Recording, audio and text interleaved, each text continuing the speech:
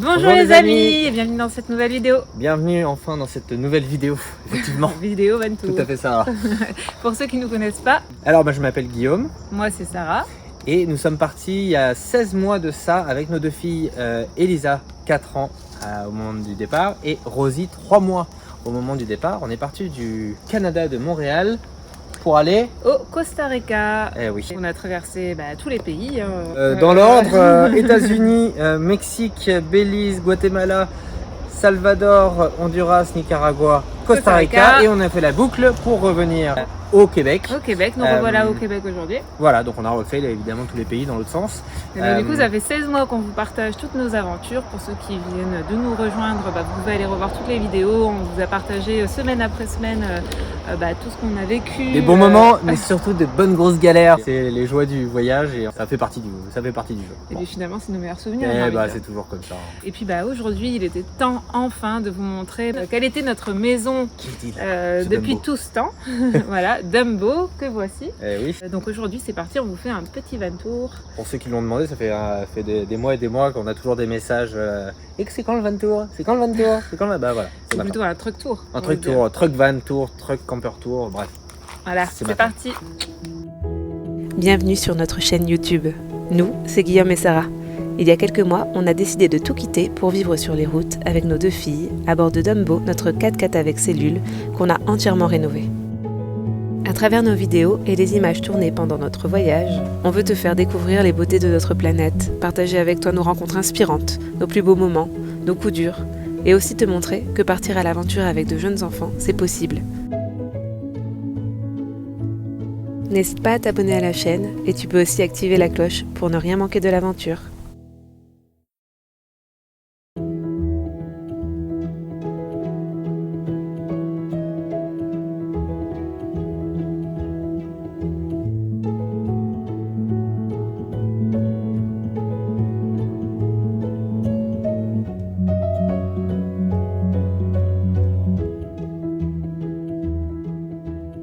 C'est parti.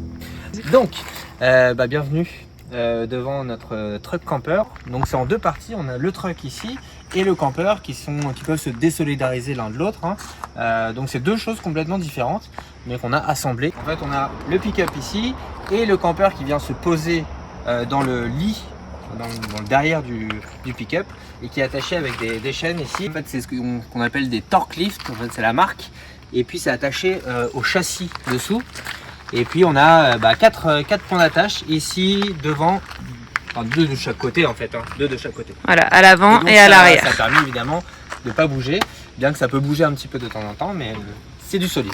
Le pick-up, c'est un Ford F350 de 2005. Quand on est parti, il avait 340 000 km, alors ça paraît beaucoup, mais pour un diesel, il a encore quelques beaux jours devant lui. Donc un diesel de 8 cylindres, le moteur c'est un 6 litres, et ce qui était bien, c'est pour ça aussi une partie, pour ça qu'on l'a choisi, c'est qu'il a double roue à l'arrière. Donc 2 ici, de l'autre côté, pareil évidemment. Et il a une grosse capacité de charge parce qu'on avait besoin d'avoir... Il faut que ça pèse, donc c'est sûr que sur un petit pick-up, ça le casse en deux. Donc là c'est du lourd, on peut en mettre du poids, et le fait d'avoir les 2 roues de chaque côté, ça équilibre beaucoup. Dès que tu n'en as qu'une, ça balance. Voilà, donc là ça le rend beaucoup plus stable. Beaucoup plus stable, et aussi ce qui est super, c'est qu'il est 4x4. Et ça nous a sorti de quelques petites galères aussi. Donc nous, on est parti avec un tout-terrain. C'était quand même pas mal. Vraiment cool. Ensuite, à l'intérieur, c'est aussi pas mal parce que on a beaucoup de place.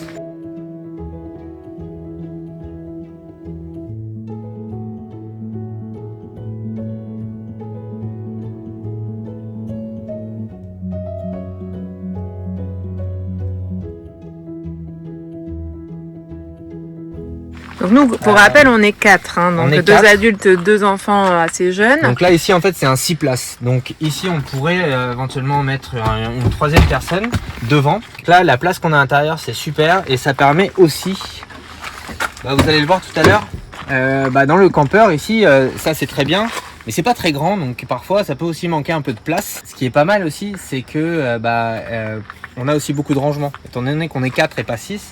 Alors ici on range le vélo d'Elisa, la poussette, des sacs, Il y a quoi d'autre? Il y a plein de choses. L'échelle, exactement. Voilà, en fait, cet espace qui est ici, là, qu'on a vidé, nous sert un peu de coffre, puisqu'on n'a pas de coffre comme peut y avoir justement dans certains camping-cars. Nous, on n'a pas de coffre extérieur. Enfin, on vous verrez après, on en a, mais des tout petits. Donc là, ça nous permettait de mettre, étant donné qu'on a des enfants qui sont petits et qui ont des jambes assez courtes, de mettre tout ce qu'il faut ici pour l'extérieur.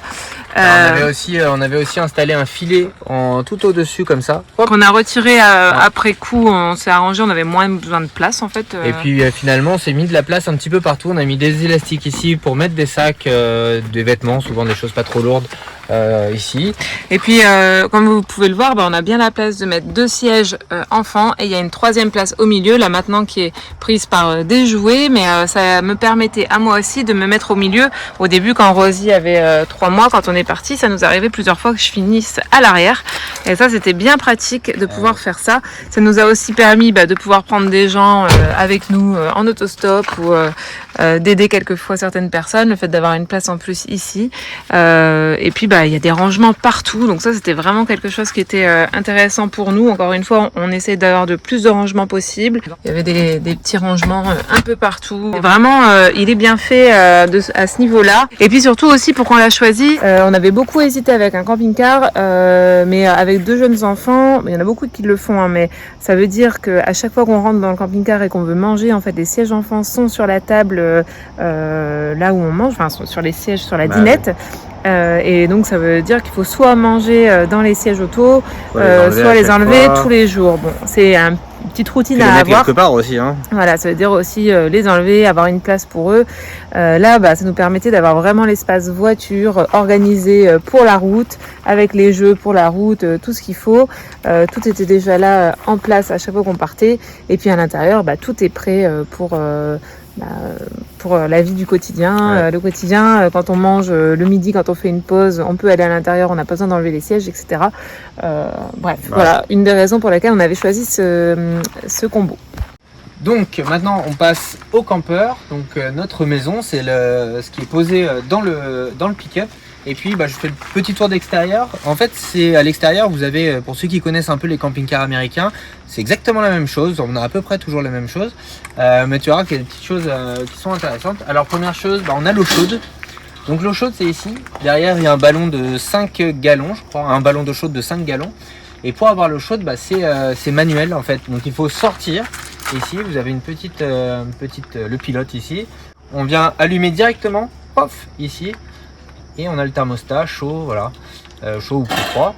Donc ça, il faut attendre 10-15 minutes. Puis au bout de 10-15 minutes, on a l'eau chaude. Et puis moi, j'ai souvent, on l'utilise pas vraiment l'eau chaude en vrai. Hein. C'est pour prendre une douche, pour prendre la douche. Quand il fait un peu frais. Quand il fait un peu frais. Mais comme il a fait toujours chaud pendant le voyage. Voilà, on l'a pas trop utilisé. Mais c'est quand même utile de l'avoir. Ça nous a sauvé quelques douches.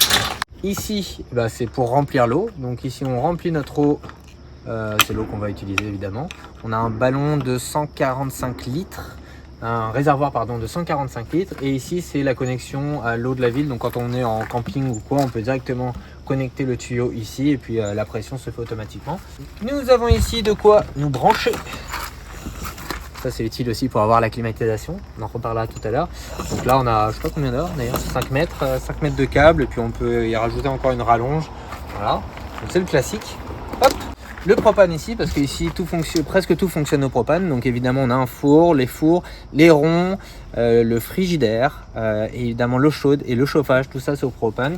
Donc ici nous avons 2 gros bidons, je sais même pas combien c'est, 18 litres, 20 litres de propane. Voilà.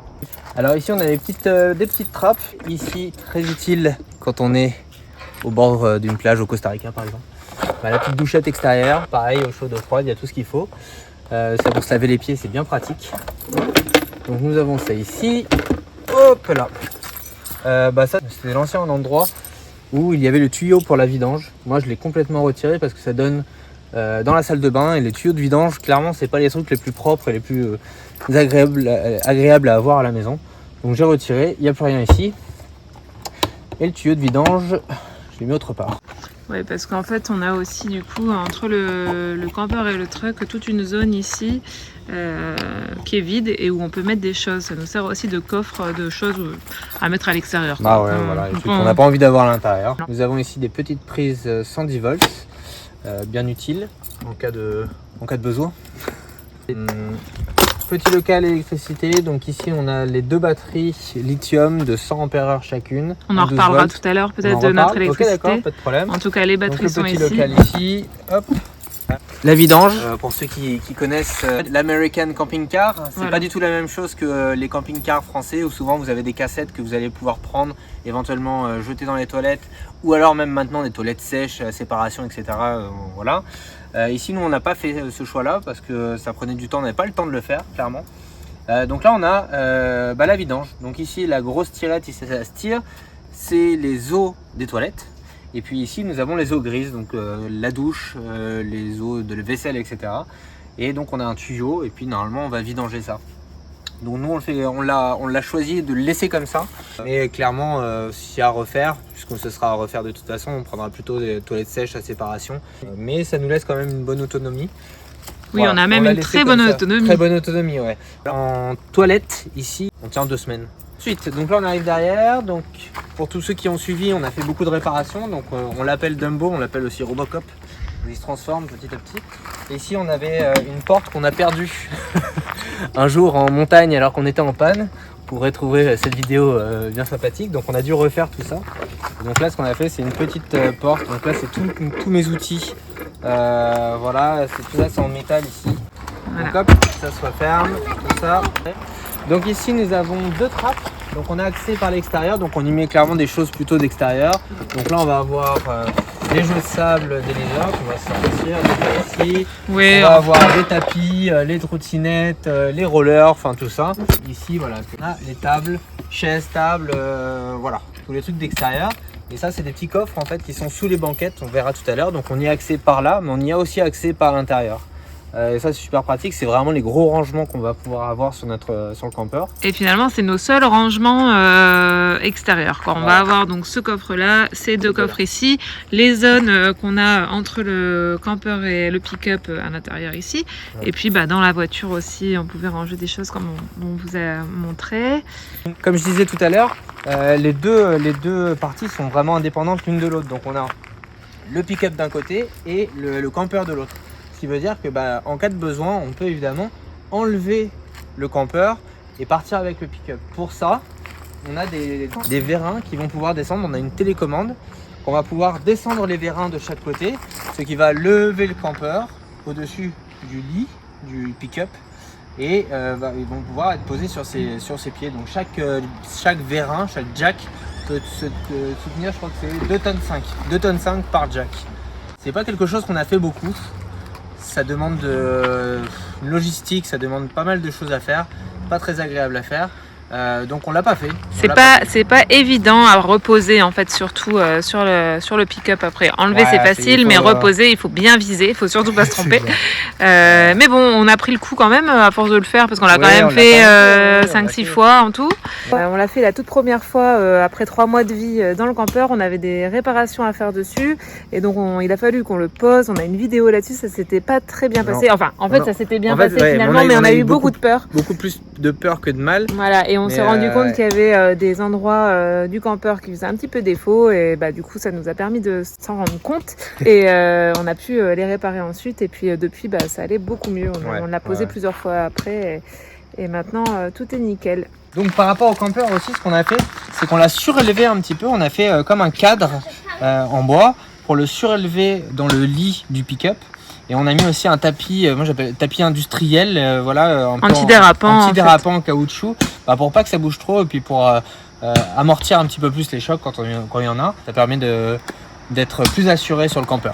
Donc avant de rentrer dans l'antre du loup, on a installé ça, un escalier escamotable. Donc ça en aluminium, hop, ça se ferme. On a fabriqué une petite attache ici, pareil, c'est une petite cornière en aluminium sur laquelle on vient poser cette marche ici, hop. Voilà, et puis on peut monter. Quand on part, nous ce qu'on fait c'est qu'on prend la marche, tout simplement on la remet hop, à l'intérieur. On l'a déjà perdu une fois pour la petite anecdote. Enfin, je l'ai perdu peut-être plus moi qui l'ai perdu. On l'a oublié quoi. On l'a oublié. Bref, on l'a oublié. Quand on l'a cherché, on l'a pas retrouvé. Ça coûte quand même une petite somme en fait. Hein, ouais, bah c'est de l'aluminium, c'est ultra léger par rapport ouais, à certaines marques. Alors on sait pas, mais voilà. En tout cas, il y a quelqu'un qui s'est fait un bon petit restaurant grâce à nous. Et puis encore une fois, toute cette partie on l'a refaite. Donc je ressors la marche. Et puis on va passer à l'intérieur. Nous allons pouvoir passer à l'intérieur. Je vais passer le micro à ma co-animatrice. À vous les studios. Je vais vous faire rentrer dedans. Venez avec moi. Comme vous pouvez le voir, l'entrée est très étroite. Bon, les Québécois, tout le monde vous connaissez ça par cœur, mais les Français peut-être un peu moins. On vous montre. Attends, je redescends. Même si maintenant ça devient très courant. Ici, hop. en tout cas, aux États-Unis. Okay. Nous avons ce qu'on appelle un slide out.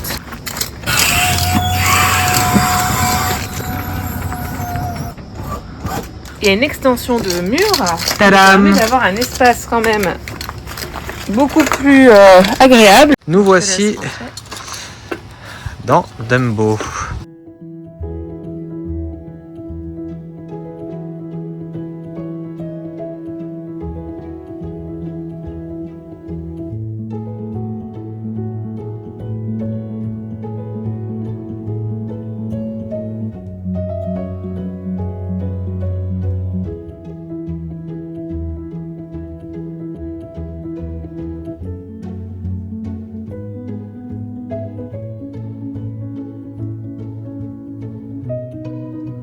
Donc vous voici dans Dumbo, notre chez nous.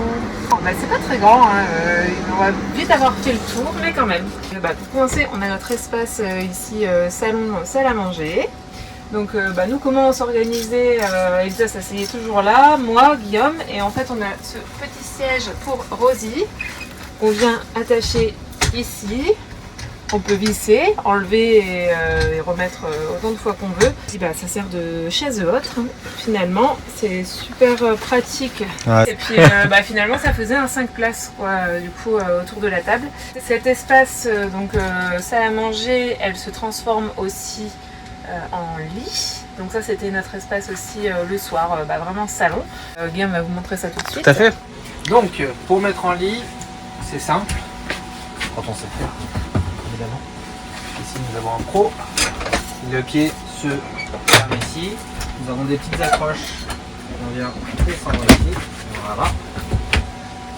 Tac, tac, tac et tac. Et nous avons ici un lit de 180, quelque chose comme ça. Et puis nous on s'en sert le soir quand les filles dorment.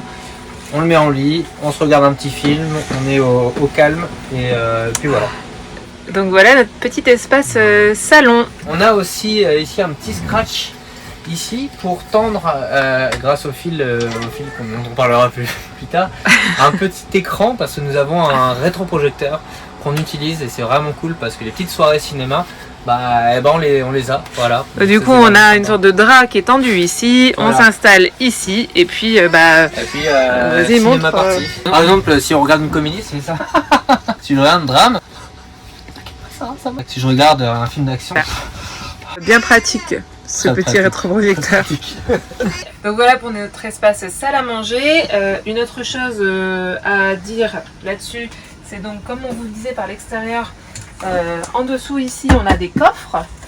Donc tout ce qui est là, je vais vous montrer. Coup de coussin. Hop, en fait c'est des rangements qu'on peut accéder par l'extérieur comme on vous a montré juste avant. Donc on a deux grands rangements comme ça de chaque côté qui sont vraiment indispensables. Et puis ici on a une super zone de jeu pour Rosie, une petite cabane pour Elisa aussi, ça nous a servi bien souvent, les filles adorent se mettre sous la table pour jouer. Malgré tout en fait dans cette cellule on a quand même assez d'espace pour être à 4, c'est assez large. Les filles pouvaient jouer ici au milieu grâce à l'extension, en fait on a un énorme couloir ici, c'est vraiment agréable. Ça permet de cuisiner dans ma superbe cuisine pendant que les filles sont derrière moi, sans trop se marcher dessus, etc. Chacun arrivait à trouver un petit peu sa place. On a cette petite marche ici pour grimper sur l'espace salon qui est aussi un rangement. Donc on a un très gros coffre qui fait tout le long. Je vais pas trop vous l'ouvrir parce que c'est pas très propre. Je vous montre quand même. C'est là-dedans qu'on stockait les affaires de bébé, parce que comme on vous l'a dit, Rosie avait 3 mois quand on est parti. Forcément elle a beaucoup grandi, donc on est parti avec du 3 mois, du 6 mois, du 9 mois, du 1 an. Et du coup il a fallu changer pas mal de fois et il fallait stocker. Moi c'est pareil, quand je suis partie j'avais encore mes vêtements de grossesse, donc c'était bien pratique. C'est une zone qui n'est pas hyper accessible non plus, donc on voulait pas mettre des choses dont on a besoin tous les jours, mais ça a le mérite d'être là et nous ça nous a bien servi. On passe à la cuisine. Voilà, la cuisine elle est fonctionnelle, il y a tout ce qu'il faut là où il faut, sans plus, mais quand même, on a donc 3 feux, donc ce qui est quand même pas mal. Un beau four spacieux. J'ai pu faire mon pain quasiment tous les jours, tous les 2 jours pendant le voyage. Il fonctionne au propane. Donc ici l'évier qu'on a refait entièrement aussi. On a rajouté une petite planche parce que comme vous pouvez vous en rendre compte, en fait on n'avait pas de plan de travail à proprement parler. Donc grâce à ça, ça permet de cuisiner en même temps. Bon, c'est une petite logistique quand on a besoin de l'eau, etc. C'est pas des plus pratiques, mais plutôt que de ne pas avoir de planche, franchement moi ça m'a bien aidé. Bon, puis après on s'est arrangé pour que tout soit pratique. On s'est mis des petits crochets pour les tasses à café, le petit panier à fruits, la petite barre aimantée pour les couteaux, etc. Les petites étagères Ikea pour le sel et le poivre et les épices. Bref, cette partie-là, elle est super pratique. Comme je vous disais, hop, il y a l'espace derrière moi pour passer. Et puis juste là, notre beau frigo qui est vide. Roi des forêts. Mais il y a quand même du vin. On remarque. Donc frigo, franchement spacieux, avec petit congélateur, tout ce qu'il faut pour 4 personnes largement. Et une peinture. Et on l'avait recouvert de peinture à craie. Peinture ardoise. C'était bien pratique aussi pour les enfants. Elles se sont amusées plusieurs fois à dessiner sur le frigo, et puis aussi pour nous écrire notre liste de courses, etc. Bon, c'était le petit plus qu'on avait voulu ajouter. Au niveau des placards de cuisine, on en a juste 2 en fait finalement mais on a rajouté des étagères qui n'étaient pas là avant, donc ça nous permet quand même d'avoir 4 zones, on va dire. Ici c'est notre zone de casserole, saladier, poêle ou poêle, dépendamment de là où vous venez. Ici c'est notre vaisselle, et puis les 2 côtés du haut c'est le garde-manger. On a à chaque fois utilisé des boîtes, comme ça c'est des tiroirs finalement, c'est super pratique pour prendre les choses. Plutôt que d'avoir des choses au fond, etc. Bon là c'est un petit peu vidé parce que on vous en dira un petit peu plus tard, mais on est en plein un petit peu de changement, donc on a plus tout ce qu'il y avait, sinon c'était quand même bien plein. On utilisait aussi beaucoup le four pour mettre les plats de four, donc cette zone là en fait nous servait aussi d'arrangement. Tout ce qui n'est pas rempli, voilà, et ce sont des rangements. Exactement. Donc avant de passer à la salle de bain, on finit avec cette zone qui est à côté de la cuisine. Ici on a encore 2 placards.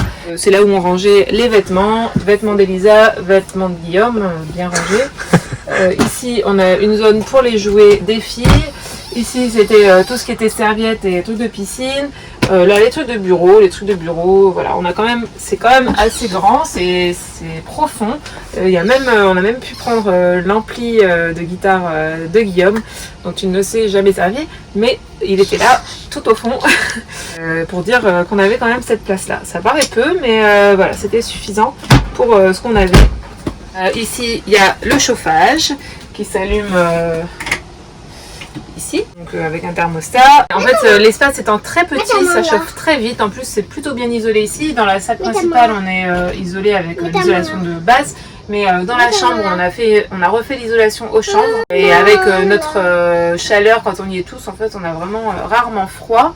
Donc ça c'est pour le chauffage, et si jamais il fait trop chaud on a aussi une clim. On a failli l'enlever cette clim parce qu'elle dépasse sur le toit quand même de peut-être 40 cm, donc ça nous rajoute une sacrée hauteur. Finalement on est bien content de l'avoir gardée parce que quand il a fait 40-45 degrés au Mexique, on était content de l'avoir. La seule chose c'est qu'il faut être branché pour la mettre en route, donc on doit être dans un camping généralement pour pouvoir brancher directement la cellule à une prise, et là elle fonctionne parce qu'elle est en 110 volts, c'est ça. Elle est en 110 volts, voilà. Mais sinon, elle fonctionne super bien, on est content quand même de l'avoir eu. Okay. Ici, on a une petite radio, lecteur CD. La radio fonctionnait, c'était sympa d'écouter la radio mexicaine de temps en temps. Ici, donc, c'est la boîte de fusibles. Voilà, simplement.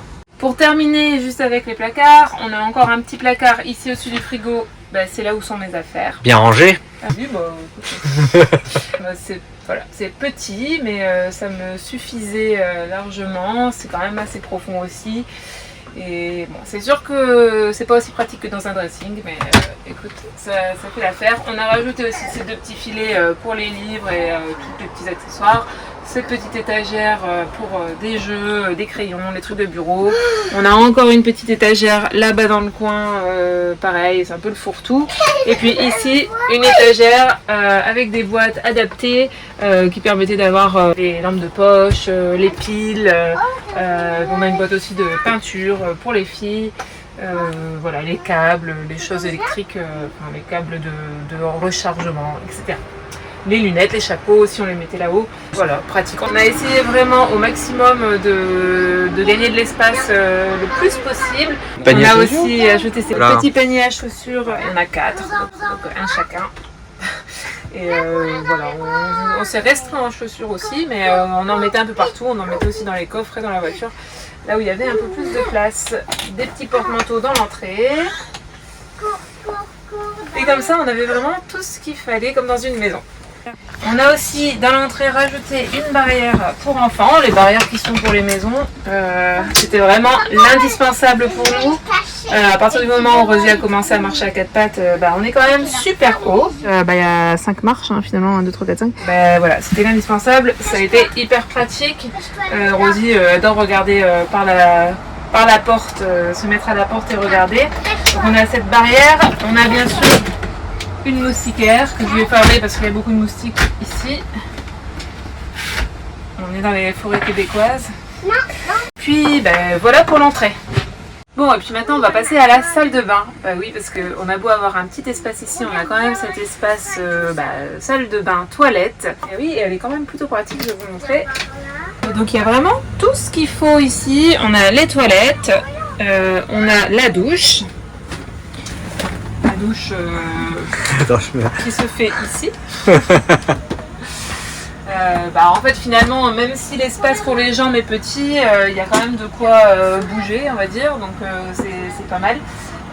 Et on a une machine à laver qu'on a ajoutée ici, qui est hyper pratique. On vous en a déjà parlé plusieurs fois pendant ce voyage, mais vraiment pour nous c'était un indispensable. On a pu faire tous les sous-vêtements pour Guillaume et moi, aussi les petites pièces, le short, t-shirt et les vêtements des enfants, tous les vêtements des enfants. Donc on allait à la laverie finalement que pour les draps et pour les serviettes de bain. Beaucoup plus rarement. Voilà. On a encore un petit placard ici pour ranger. Et on a encore donc des rangements ici de chaque côté. Super pratique. Malgré tout, il y a quand même pas mal de rangements. C'est profond, ça va jusqu'au sol. Et là, on pouvait mettre tout ce qui était ici, les choses pour laver, les produits ménagers, etc. Et puis de ce côté-là, c'était notre boîte à pharmacie finalement. Et on mettait aussi notre stock de couches.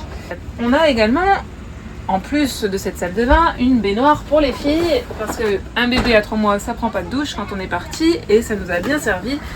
Cette baignoire, quand il faisait pas assez beau dehors, on pouvait la mettre ici. Avec la douche, on pouvait la remplir.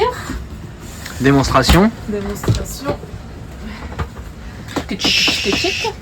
En faisant bien attention, bien sûr, de ne pas en mettre partout. Mais c'était quand même pratique, et puis sinon, on le faisait dehors. Et ça, même pour Elisa, c'était pratique. Les filles prenaient leur bain la plupart du temps ensemble. Et ça faisait petite piscine en même temps extérieure. Ça se range ici. Quand même, ça prend pas de place. Juste derrière la toilette. Parfait. Donc, super pratique. on va passer à la chambre. Alors oui, on a cet espace là, comme on vous a montré, qui nous servait plus d'espace de salon, qui fait lit, mais on s'en servait pas comme lit du tout. Nous en fait on dormait tous les 4 ici. Comment on s'organise? Elisa dort là-bas, moi je dors au milieu, Guillaume dort ici, donc c'est un lit qui fait quand même 180 cm de large sur 2 mètres de long, donc on est large, c'est un king, un lit king. Et puis ici, pareil, notre petite Rosie fait une démonstration.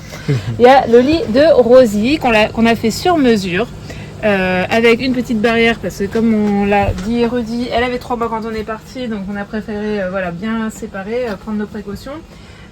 Et puis encore aujourd'hui, son lit est largement à sa taille. Donc tout cet espace là, on l'a réorganisé, on a retiré les placards qu'il y avait ici avant pour en faire un espace pour les filles. Ici, comme on disait, il y a le lit pour Rosie. C'est un lit qu'on a fait avec des rangements en dessous, je vais vous montrer. C'est pas des plus faciles, mais voilà, ça se fait bien. On retire la barrière. Et ici, on a donc toute une zone de jeu. C'est là où on range, c'est vraiment le coffre à jouer des filles. C'est là où on range tous les jeux. Alors, il y a une petite routine à avoir. On faisait des roulements pour les jouer. Mais voilà, c'est quand même hyper spacieux, hyper grand. C'est vraiment un indispensable aussi pour nous là. Parce que sans ça, on n'aurait pas pu prendre tous les jouets des filles. Accolé au lit de Rosie, nous avions notre endroit bibliothèque des filles. Quand même spacieux, on a pu prendre beaucoup de livres. Et ici le petit bureau, parce que Elisa est une petite fille qui adore dessiner, donc on s'est dit que le matin, plutôt que de nous réveiller, elle pouvait se mettre à son bureau et dessiner ici. Voilà, on avait fait les étagères en fonction. On a aussi le petit ventilateur pour Rosie et Guillaume qui est ici, avec une lampe avec prise USB juste là. Ça c'est pour cette partie là. Pour le côté du lit Elisa et moi-même, il n'y a pas grand chose. On a mis une étagère pour les jouets de Rosie ici et une deuxième ici, et puis c'est tout en fait. On a désiré en fait avoir un espace plus grand pour dormir, étant donné qu'on avait choisi de dormir à 4 dans la capucine. On a privilégié ça plutôt que les rangements, et puis on a quand même cet espace sous le lit de Rosie et aussi sous le bureau, pas mal de place pour ranger les boîtes de jouets. Et le deuxième ventilateur pour moi et Elisa. Alors, en ce qui concerne le côté chambre encore, et puis en fait pour la nuit quoi, on a rajouté des rideaux opaques partout avec des petites pressions. C'est super pratique, ça s'enroule et ça s'attache facilement. Donc on a des filles qui n'arrivent pas à dormir quand il fait jour, donc c'était indispensable pour nous de les avoir. On en a mis partout dans le campeur. Et on a aussi ce rideau qui est ici, qui permet de faire une séparation entre la salle de vie et la chambre. Pareil, indispensable parce que c'est aussi une des raisons pour laquelle on avait décidé de dormir tous ensemble dans la capucine. C'est finalement pour être plus libre le soir quand les filles dorment. On avait accès à la cuisine et au salon et au reste du campeur. On pouvait continuer à vivre et se coucher plus tard. Et là, grâce à ça, ça permet de couper un petit peu le son. Ça permet, elles sont dans le noir. On peut allumer les lumières, elles sont dans le noir. Et puis ça fait une séparation entre les deux, donc c'était très pratique. Et puis une dernière chose, on a rajouté 2 filets anti-chute pour les enfants. Un premier qui est plutôt bas, qui est plus pour pas qu'elle roule par terre, etc. À mettre tous les jours. Et puis un deuxième, en fait on l'a fait en 2 fois, donc c'est pratique d'avoir les deux parce qu'on n'est pas obligé de mettre ça tout le temps. Celui-là on s'en sert le soir quand on va de temps en temps, on est obligé d'aller à l'extérieur, ou quand on veut aller manger dehors avec Guillaume et que les filles dorment. Ça permet de protéger vraiment pour que Rosie ne puisse pas du tout passer. On met les deux et puis elles sont en sécurité. Je ne vous ai pas parlé du dernier placard qu'il y a ici. C'est simplement là où on met les affaires de Rosie, les affaires de change, de couche et ses vêtements, parce que quand on la change, en fait la table à langer est ici sur le lit. On a voulu à proximité son placard. Voilà pour ça. On va vous parler de l'autonomie du camping-car. Qu'est-ce qu'on a rajouté pour être autonome? C'est Guillaume qui prend la parole. Donc, comme tous les camping-cars, on va parler de l'eau, de l'électricité. Alors en eau, on a le réservoir, c'est 145 litres. On a deux réservoirs, donc le réservoir d'eau grise, alors je sais même plus en litres exactement, mais il est un petit peu plus petit, et le réservoir d'eau noire. En tout, sans vider, sans faire de vidange ni rien, on tient 4-5 jours, mais on peut avoir un petit peu plus d'eau. Et les toilettes, c'est 2 semaines, on est large. On n'a pas de système de filtration d'eau, donc ce qu'on a rajouté, c'est juste des garrafons, j'appelle ça des garrafons, des jerrycans. Voilà, de toute façon au Mexique, à partir du Mexique, l'eau potable ça se prend dans les magasins d'eau potable, donc ça se prend comme ça. On avait 2, là on en a plus qu'un pour l'instant. Voilà, on faisait ça avec une pompe qu'on a cassée ces derniers jours, voilà, mais une petite pompe manuelle on appuie dessus et puis ça vient prendre notre eau potable. Donc l'eau potable ici, ça fait 40 litres d'eau potable plus tout le reste, voilà. Ensuite, on peut parler de l'électricité.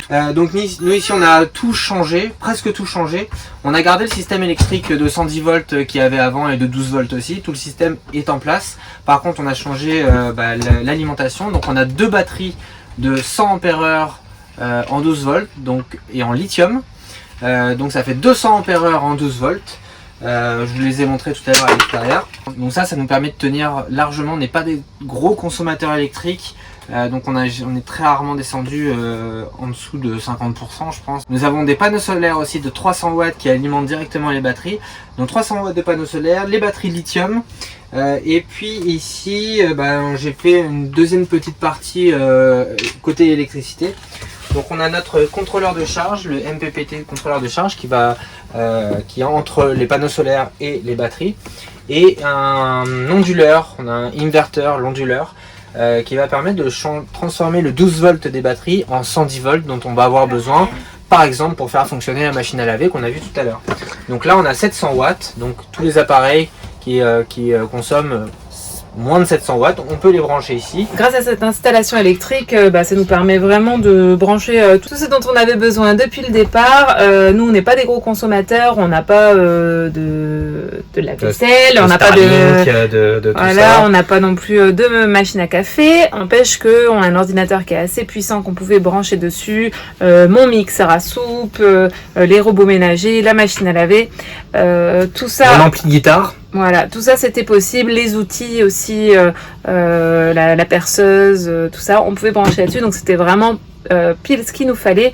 Et puis on peut avec ça tenir, s'il pleut tous les jours, entre 3 et 4 jours sans problème. En branchant, je confirme quand même, en branchant quand même beaucoup, parce qu'on peut tenir en soi presque plus d'une semaine. Ah oui, oui. Si on consomme juste la pompe à eau, recharger les portables. Si on utilise vraiment beaucoup tous les jours, on tient entre 3 et 4 jours par pluie, ce qui arrive, ça nous est jamais arrivé en fait d'avoir 4 jours de pluie d'affilée. Donc là vraiment on est bien au niveau de l'énergie. Bon, on espère que ça vous a plu, il était temps de faire ce vague tour. Ah c'est clair. En tout cas nous, c'est notre maison depuis 16 mois. Pour ceux qui nous suivent un petit peu et qui nous ont suivis ces derniers temps, vous savez qu'il y a beaucoup de changements pour nous à venir. Oh yes. Donc c'est promis, on vous en parle bientôt dans la prochaine vidéo normalement. Oui, en fait, c'est ça.